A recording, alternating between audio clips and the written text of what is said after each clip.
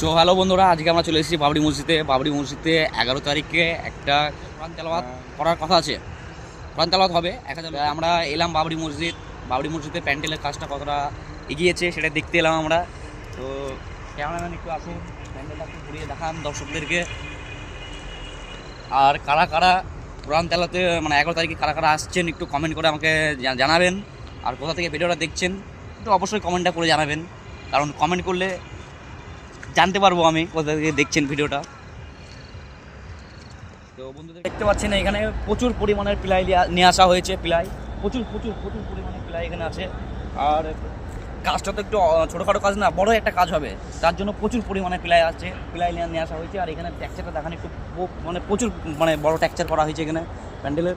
আর ওখানে প্রচুর পরিমাণে তক্তা আছে। এখানে বহুত প্যান্ডেলের মাল নিয়ে আসা হয়েছে। বাবরি মসজিদের এই মিটিংয়ের কাজের জন্য প্রচুর পরিমাণে নিয়ে আসা হয়েছে।